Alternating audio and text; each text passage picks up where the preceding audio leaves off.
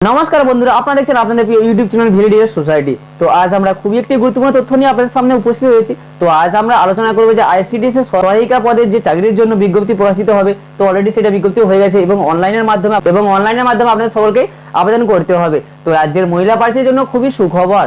রাজ্যের জেলায় জেলায় বিভিন্ন সুসংগঠিত শিশু কেন্দ্রগুলিতে উচ্চ মাধ্যমিক পাশে অঙ্গনওয়াড়ি সহায়িকা নিয়োগ করা হবে। কেবলমাত্র মহিলারাই এখানে আবেদন করতে পারবেন। এই পদে স্বচ্ছ সেবামূলক। এক্ষেত্রে প্রার্থীরা সরকারি ভাতা দেওয়া হলেও তারা সরকারি কর্মী হিসেবে বিবেচিত হবে না। পদের বিবরণ এবং সম্পর্কিত তথ্য পুরোটাই আজকে আমরা এই ভিডিওতে আলোচনা করব। তো প্রথম থেকে আজকে আমরা দেখাবো যে আপনি কিভাবে অনলাইনের মাধ্যমে আপনি আইসিডিএস এর ফর্ম সহায়িকা পদে অ্যাপ্লিকেশন করবেন। তো ভিডিওটি খুবই গুরুত্বপূর্ণ হতে চলেছে। ভিডিওটি প্রথম থেকে শেষ পর্যন্ত দেখার অনুরোধ রইল এবং ভিডিওটি ভালো লাগলে লাইক করবেন আর নতুন হলে চ্যানেলটিকে সাবস্ক্রাইব করে অল নোটিফিকেশন অপশনটি অন করে দিবেন যাতে পরবর্তী ভিডিও সবার আগে আপনার কাছে পৌঁছে যায়। তো ভিডিওটি প্রথম থেকে শেষ পর্যন্ত দেখুন। তো যেই পদটিতে নিয়োগ হবে সেটি হলো অঙ্গনওয়াড়ি সহায়িকা পদ। যোগ্যতা লাগবে কিনা আছে উচ্চ মাধ্যমিক পাস করে থাকা সকল মহিলা প্রার্থীরা এখানে আবেদন করতে পারবেন।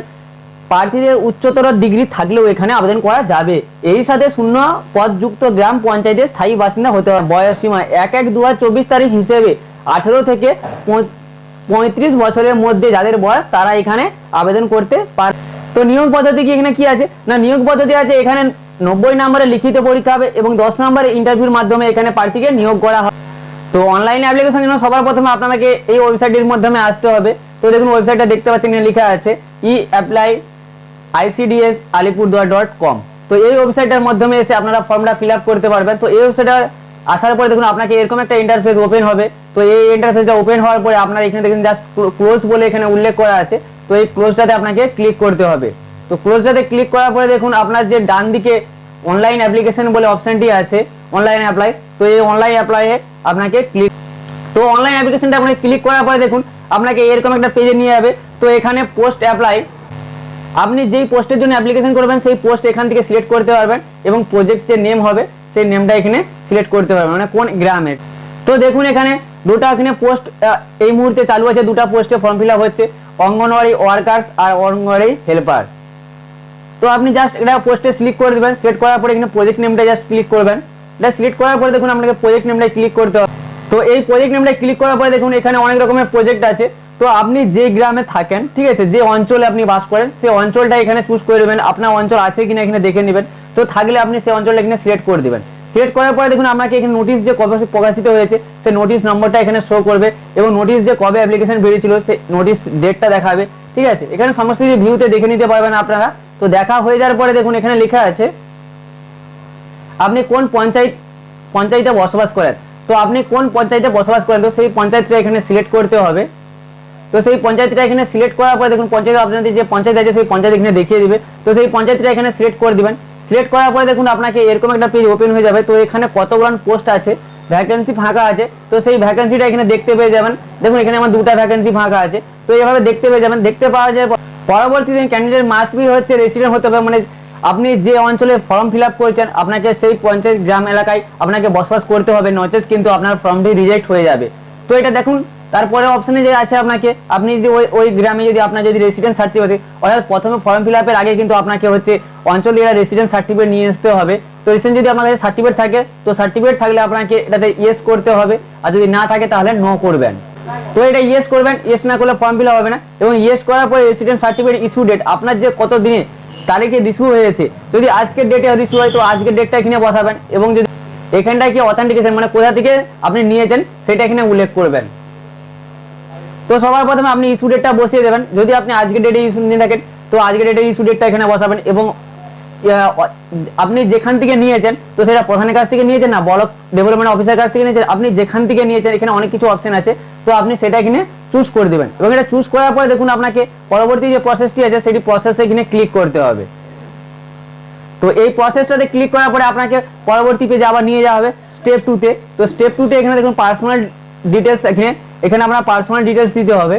তো পার্সোনাল ডিটেলসে অ্যাপ্লিকেশন নাম প্রথমেই আছে, তো অ্যাপ্লিকেশন নামটা এখানে বসিয়ে দেবেন এবং তারপরে দেখুন অ্যাপ্লিকেশনের মোবাইল নাম্বার, আপনার কাছে যে মোবাইলটা আছে সেই মোবাইল নাম্বারটা এখানে দিবেন এবং আপনার যে বাবার নাম হবে অ্যাপ্লিকেশনের যে বাবার নামটা হবে মানে যে অ্যাপ্লিকেশন করবেন তার বাবার নাম এখানে বসিয়ে দেবেন এবং গার্জিয়ান হিসেবে যদি তার বাবা যদি থাকে তো বাবার নামটা এখানে বসিয়ে দিবেন। এবারে রিলেশন, গার্জিয়ানের সঙ্গে যে সম্পর্কটা আছে সেই সম্পর্কটা এখানে ফাদার্স মাদার্স যেটা হবে সেটা বসিয়ে দিবেন। বসিয়ে দেওয়ার পরে এখানে ম্যারেজ স্ট্যাটাসটা সিলেক্ট করবেন।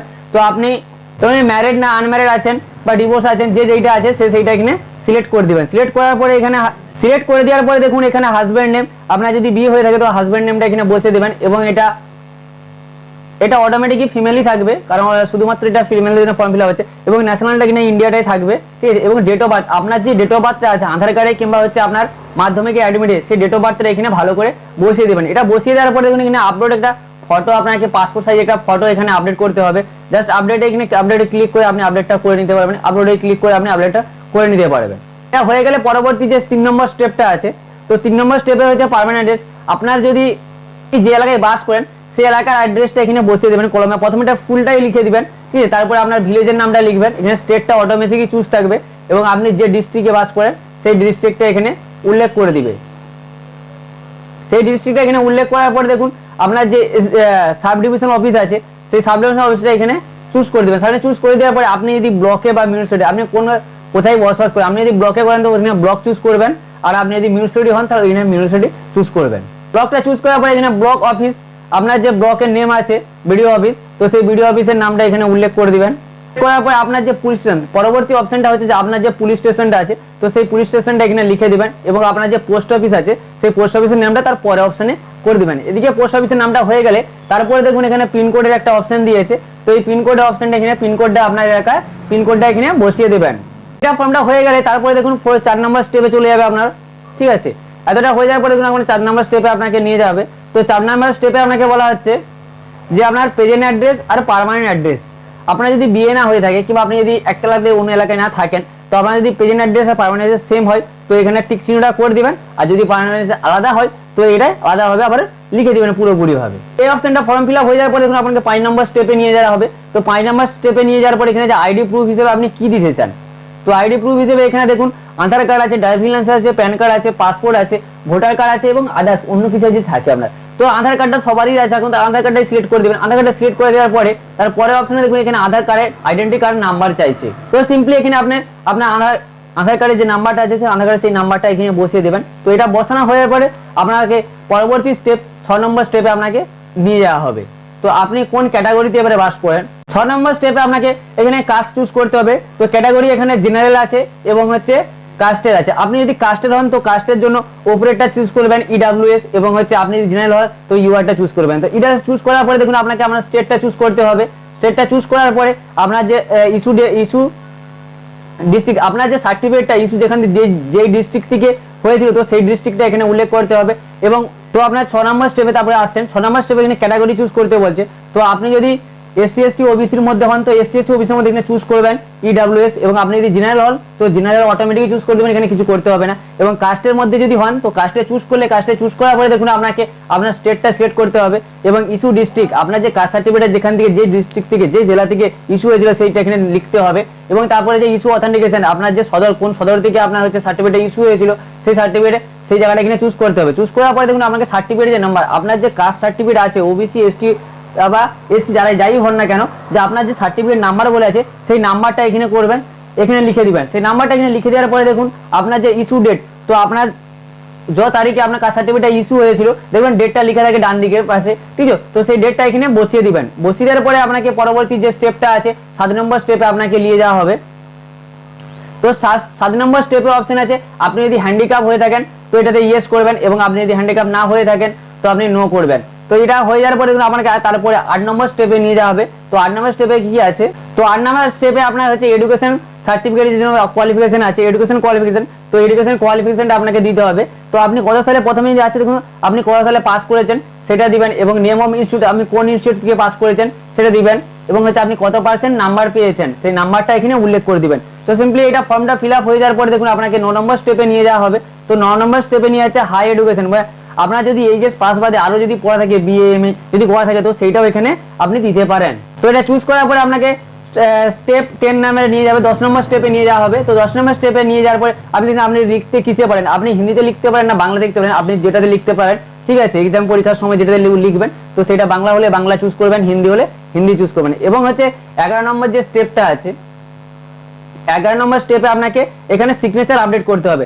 তো আপনার যে সইটা আছে সেই সইটা স্ক্যান করে এখানে সম্পূর্ণ ফর্মটা একবার চেক করে নেবেন, ফর্মটা ফিল আপ করে সম্পূর্ণ অপশনটা একবার চেক করে নেবেন। চেক করার পরে আপনার দেখুন যেখানে চেক বক্স আছে আই ক্লিক হার বলে, এটাতে ঠিক চিহ্ন মারবেন। ঠিক চিহ্ন মারার পরে আপনি জাস্ট এখানে সাবমিটে ক্লিক করে দেবেন। তো সাবমিটে ক্লিক করার পরে দেখবেন আপনার ফর্মটি সম্পূর্ণভাবে ফিল আপ হয়ে যাবে। তো ফিল আপ করার পরে দেখুন আপনাকে এই যে অ্যাপ্লিকেশন প্রিন্ট ফর্ম আছে বলে এই যে অপশনটা আছে প্রিন্ট অ্যাপ্লিকেশন ফর্ম, তো এই প্রিন্ট অ্যাপ্লিকেশন ফর্মটাতে আপনি ক্লিক করে আপনি আপনার ফর্মটি প্রিন্ট আউট করতে পারবেন। তো প্রিন্ট আউট করে আপনি রেখে দিবেন, যখন আপনাদের অ্যাডমিট দেওয়া হবে তখন এই অ্যাডমিট অপশনে গিয়ে আপনি অ্যাডমিটটা নিয়ে নিতে পারেন।